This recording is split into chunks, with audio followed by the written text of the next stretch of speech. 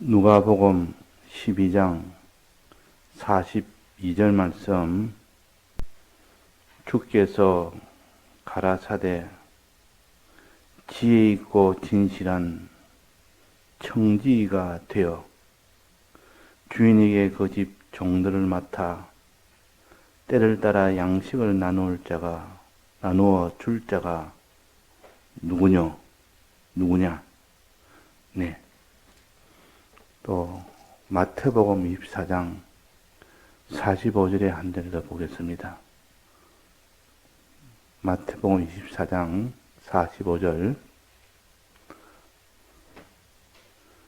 충성되고 지혜 있는 종이 되어 주인에게 그 집 사람들을 맡아 때를 따라 양식을 나눠줄 자가 누구냐? 네.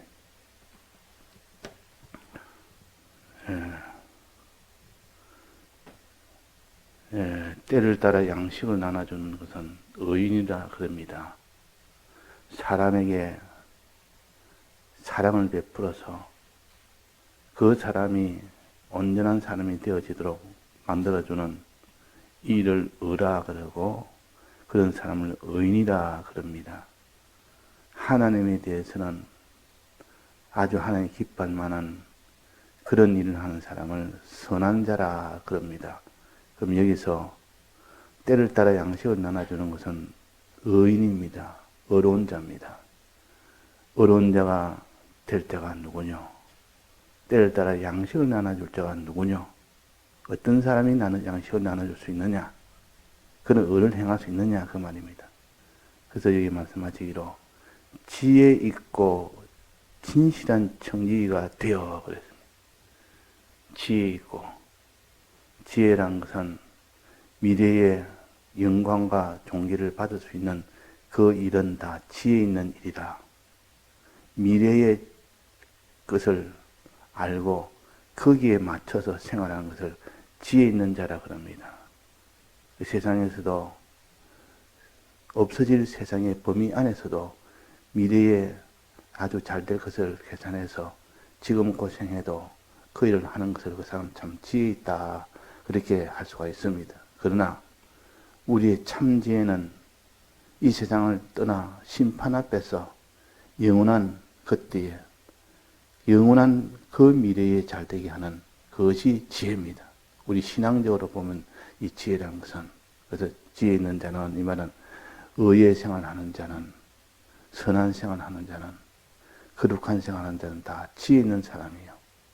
나중에 그 영생이라는 그 영생을 얻기 위하여 지금 이렇게 사람을 위하는 일도 어려워도 하고, 또 하나님을 위하는 일도 어려워도 하고, 또 죄를 안 짓는 거룩한 일도 어려워도 하는, 이것을 다 지혜 있는 일이라 그럽니다. 그래서 이게 지혜 있고 어떤 자가 되어야 때를 따라 양식을 나눠줄 수가 있는 자가 되느냐, 그 말입니다. 지혜 있고 반드시 진실한 청지기가 된다. 진실. 자, 진실이라는 말은 계시록 17장에도 나오는데, 진실한 자들은 이기리로다. 진실이라는 이 진실은 굉장히 강력한 힘입니다. 진실은 뭔 뜻을 무슨 거냐면, 하나님의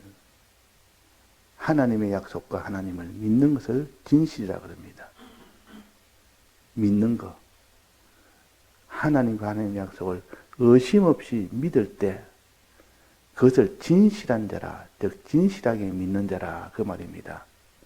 진실하다는 말은 참되다는 뜻이요, 거짓이 없다는 뜻이요, 거짓이 없이, 의심이 없이, 털끝만치도 의심이 없이 진정으로 믿는 사람을 가르쳐서 진실한 자라. 진실한 자들은, 그 사람은 반드시 때를 따라 양식 나눠주는 일을 하며 지혜 있는 일을 한다 그랬습니다. 그러니까 진실이 그 모든 것의 원동력이라, 그 말입니다. 원동력. 원동력이 이제 있으면 그 뒤에 일어나는 모든 작용은 원동력에 의해서 나기 때문에 저절로 다 이루어집니다. 저절로. 그러니까 왜 진실한 믿음이 있느냐 없느냐, 의심하는 믿음이 있느냐, 진실한 믿음이 있느냐. 거기에서 결국은 그 사람이 지혜 있는 하느냐 하지 못하느냐, 그렇지 않으면 충성되는 일을 하느냐 못하느냐 달려 있지. 그 사람이 진실을 빼놓고 내가 지혜롭게 살겠다, 아무리 의로 살겠다, 또 선으로 살겠다, 거룩으로 살겠다 해도 그게 안 됩니다. 왜? 원동력이 없기 때문에, 진실이 없기 때문에. 그러나 진실을 가지면 이 지혜 있는 세 가지를 온전히 할 수가 있습니다. 그러니까 행하라, 세 가지를 행하라, 지혜 있는 해라, 이렇게 하지 않아도 진실을 가지면, 의심 없이 믿는 믿음만 가지면 속에서 할 수 있는 원동력이 기쁨과 감사가 첫째 나오고 담대가 나옵니다. 두 가지로 말한다면 기쁨과 감사요. 또 한 가지 더 말한다면 담대요. 또 한 가지 더 말한다면 평강이요. 한없는 평강과 담대가 나오고 기쁨과 감사가 속에 나오는 것은 그 사람이 진실한 자가 되었기 때문에 그런 겁니다. 그러고 난 뒤에 지혜 있는 행함 세 가지가 이어서 나오고, 또 마지막에 지혜 있는 세 가지 행동을 하면서 마지막 충성이라는, 자기를 다 드리는 충성도 저절로 나오는 겁니다. 어제도 정리한 것처럼 쥐어 짜서 나오는 것이 아니라, 억지로 나오는 것이 아니라 속에서 샘이 솟치듯 반석에서 물이 풍풍 나옵니다. 막 물을 빨아당기는 것이 아니고, 안 나오는 물을 막 빨아당겨서 나오게 하는 것이 아니고, 그냥 물이 안에서 샘 솟듯 그냥 풍풍 나오는 겁니다. 자, 그래서 우리가 진실이라는 것은 모든 지혜 있는 지혜 있게 행하는 일을 하도록 하는 원동력인 동시에 충성으로 완성케 하는 이 충성의 원동력이 됩니다. 그러니까 행함과 충성의 원동력은 진실이다, 그 말입니다. 진실이 없으면 그 사람은 아무리 행하려 해도 행할 수가 없고, 충성하려 해도 충성할 수가 없습니다. 그러나 진실이 있으면 누구나 다 됩니다. 누구나. 의심 없이 믿는 거, 믿음만 있으면 그 말이에요. 그래서 진실한 자들은 이기로다. 반드시 의의 길에도 완성이 되고, 선한 길에도 완성이 되고, 거룩한 길에도 완성이 되고, 충성의 마지막 충성으로 드리는 이 부자 청년이 마지막 드리지 못한 것은 충성을 드리지 못한 겁니다. 이 선한 의의 계명은 다 지켰다고 했는데, 행하는 것 다 지켰다고 했는데, 내 소유를 다 드리는 충성해라니까 거기에 돌아간 겁니다. 결국은 이 부자 청년은 믿음이 없어 그렇습니다. 진실이 없어 그렇습니다. 의심 없이 믿는 거, 진실. 그 진실이 없으니까 그 사람이 자기의 있는 것을 드릴 수 있는 능력이 없다고 말입니다. 능력이 없으니까 못 드렸지. 그래서 예수님께서 사람으로서는 할 수 없을 때 하나님으로서는 할 수 있단 말은 그 능력을 못 받아서지는 못했다. 제자들이 우리는 다 따랐나이다. 다 버리고 따랐나이다. 다 버린 것이 충성인데, 너희들은 하나님의 이 은혜를 받아서, 한 능력을 받아서 따라왔지. 너희들도 스스로는 못 따라온다. 그래서 우리는 진실이 없는 자는 결코 하나님 인도를 따라갈 수가 없다. 진실이 없는 자는 인도 따라갈 때 자기에게 충성 들이며 따라가는 그 길은 결코 할 수가 없다. 이것을 우리가 먼저 확정을 지어야 됩니다. 그래서 진실의 중요성을 모르는 사람은 그 주님과 주님의 약속을 믿는 믿음이 털끝만치도 의심 없이 믿는 그 믿음이 없는 사람은 그 길을 걸어가지를 못합니다. 충성의 길과 하나님의 인도받는 지혜 있는 길은 걸어가지는 못한다 하는 겁니다.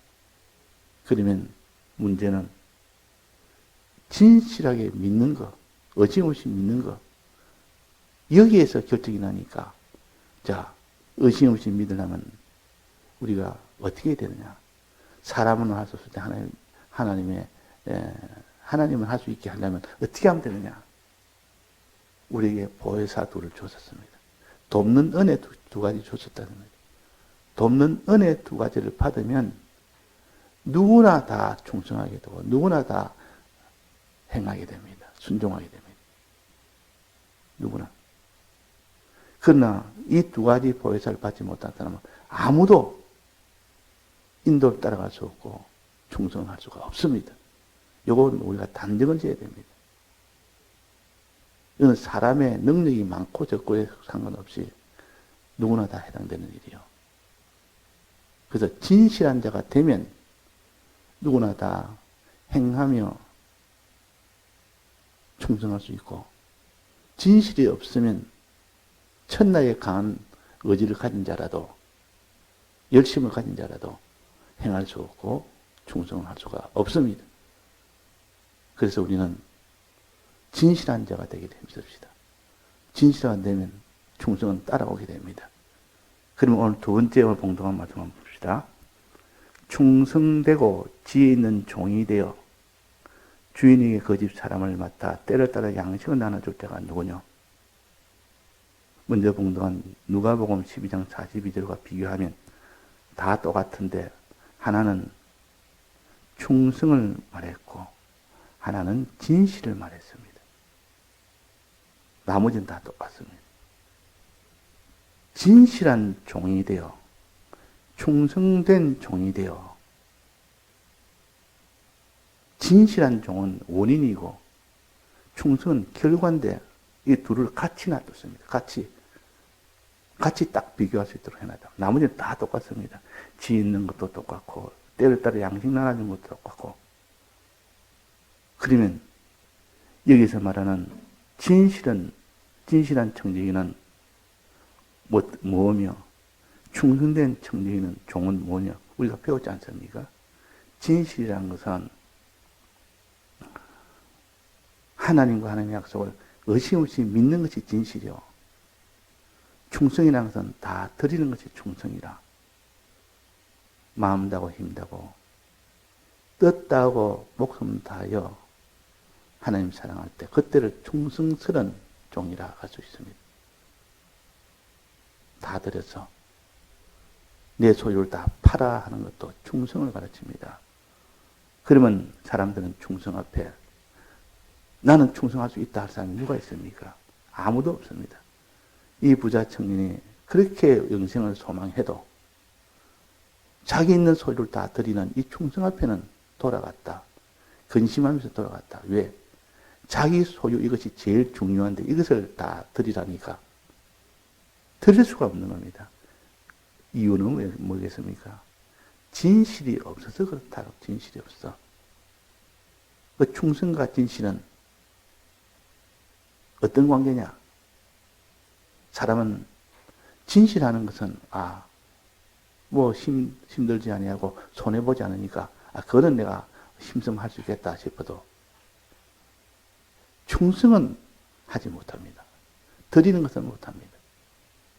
내 몸을 드리라, 소유를 드리라, 힘을 드리라, 뜻을 드리라, 내 목숨을 드리라 이러면 거기서 그냥 다 돌아가 버립니다. 그러나 진실한 자는 다 충성을 하게 된다는 이 도리를 우리가 굳건히 잡아야 됩니다. 진실한 자는 충성을 하게 된다. 진실한 자가 충성을 하지 못한 자가 한 사람도 없고 진실하지 못한 자가 충성하는 자가 없고 진실한 자는 100% 다 충성을 하게 된다. 이것을 우리가 알아야 된다. 하나는 원인이요, 하나는 결과요. 근데 어제도 정리한 것처럼 진실의 원어의 뜻과 충성의 원어의 뜻은 여기서 말하는 같은 말입니다. 같은 말을 여기에 누가복음에서는 진실한 청지기라 했고 마태복음에서는 충성된 종이라 했습니다. 진실과 충성은 같은 단어라. 같은 단어라 말은 의미가 아주 깊은 뜻이 있습니다. 한 뿌리라 그 말입니다. 충성과 진실은 나눌 수가 없는 것이라 한 단어입니다. 피스토스라는 헬라 원어로 된 그 원어가 피스토스입니다. 진실된 청지기할 때 이때도 피스토를 쓰고 충성된 종이라 할 때 이게 또 피스토스 씁니다. 그 피스토스라는 그 원어가 같은 말이라고 해요. 같은 말인데 충성된이라는 번역을 했고 이는 또 한쪽에는 진실한으로 번역했거든요. 이것도 완전히 우리는 다른 걸로 하나는 의심 없이 진실하게 믿는 것 이것을 진실이라고 했고 또 하나는 충성이라는 건 다 드리는 것을 충성이라고 했는데 그러면 이 둘은 뗄래야 뗄 수 없는 하나입니다. 같은 뜻이라 같은 원어니까 하나라 말이에요. 그럼 이거는 진실한 자는 반드시 충성을 하게 된다는 이것을 우리에게 가르칩니다. 진실이 없는 자는 충성을 못합니다. 마지막 이 모든 심판에서 그것을 인정을 받으려면 마지막 환란에서 이기려면 진실한 자들이 이긴다 했습니다. 진실한 자들이. 이 말은 충성된 자들이 이긴다는 뜻과 같은 말입니다. 그래서 서문화 교회에 말씀하시기로 죽도록 충성하라 생명의 면류관 내게 주리라는 그때 충성도 내나 피스토스입니다. 또 계속 17장에 진실한 자들은 이기로라는 그때 진실한 진실도 피스토스입니다. 그러니까 충성과 진실은 뗄래야 뗄 수 없는 하나다 그 말입니다.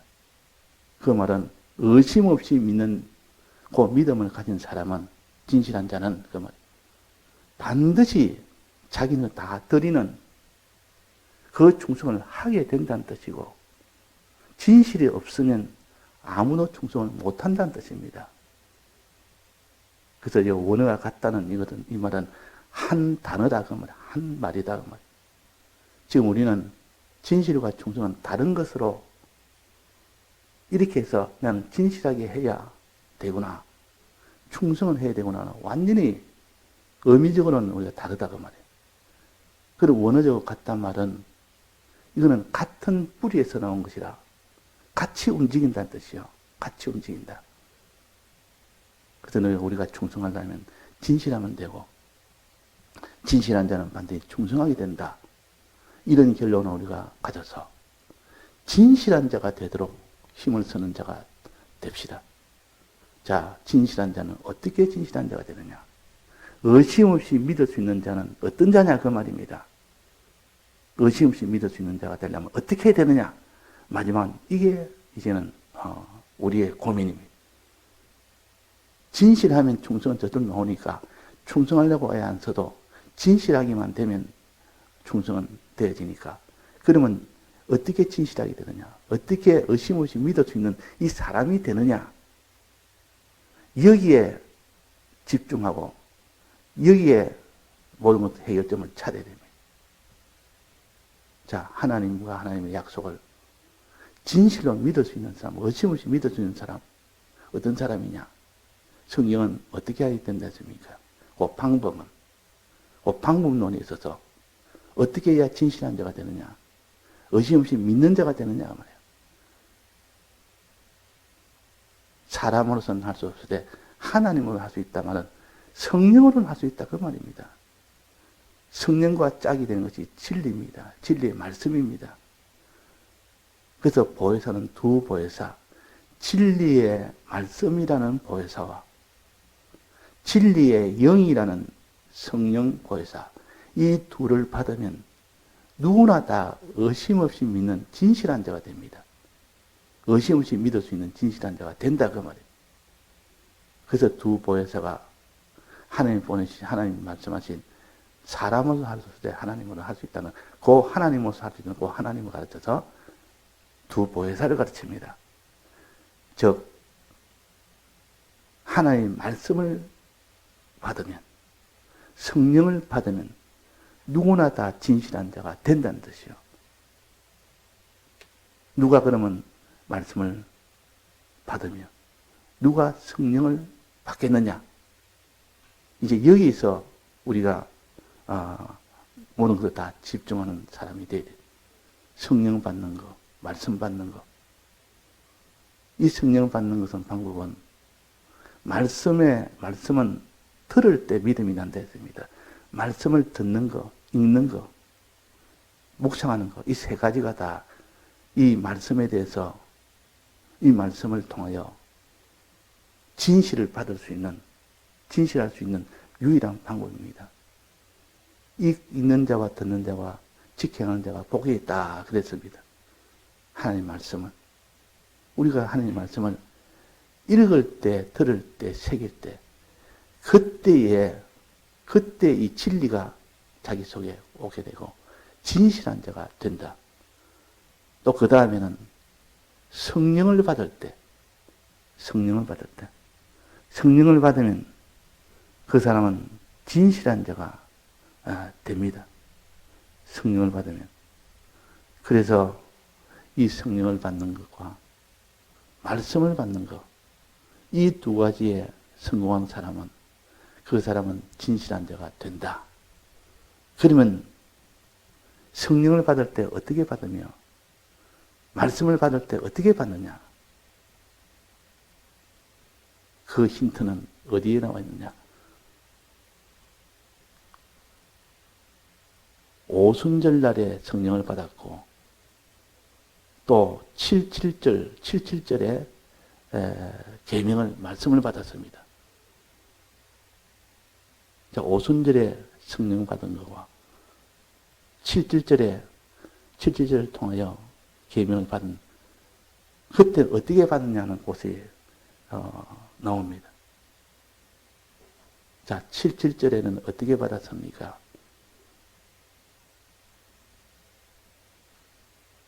초실절에서부터 첫 곡식을 드릴 때부터 마지막, 그 다음에 밀 추수할 때, 밀 초실절을 드릴 때까지 그 기간이 50일입니다. 50일. 7주 다음 날까지니까 50일 동안 그 간격을 둬서 50일 동안 뭐 하라 했습니까? 50일 동안 뭐 하면서 있어야 그 뒤에 계명을 받았습니까? 헤아리면서, 계수하면서, 계수해라 했습니다. 계수한다는 말은 센다는 말이요. 센다는 말은 간절히 기다린다는 뜻이요. 간절히. 50일을 하나하나 손꼽아 기다리는 겁니다. 간절성을 말합니다. 간절히 기다리는 그 마음을 가르쳐서 7절이라는 그 속에는 간절히 기다리라. 간절히는 기다리라. 그것이 7절의 뜻이요. 50일 동안 간절히 기다리라. 무엇을? 50일 동안은 성령 받기를 간절하게 기다리고 계명 받기를 간절히 기다리라 그 말이에요. 간절히 없으면 못 받는다는 뜻입니다. 계수해라. 7주를 계수하고 그 이튿날까지, 그 다음날까지 계수해라. 오순절에 50일을 계수해라. 50일 동안 뭐 했습니까? 제자들이 전혀 기도에 힘썼다 했습니다. 그 기도하는 그 일에 주력을 했다 했습니다. 간절한 기도했다는 것이요. 그들이 간절한 기도, 이 간절을 가르칩니다. 그래서 우리는 말씀을 받을 때도, 성령을 받을 때도 간절하게 기도하고 간절하게 듣고 해라, 그런 뜻입니다. 근데 간절이 없으면 이 말씀의 은혜와 성령의 은혜는 받지를 못한다는 뜻이죠. 그래서 기도를 다른 데는 간구라고도 했습니다. 간구라고 하는 데도 있습니다. 그래서 기도와 간구로 이렇게 하는 것도 있단 말이에요.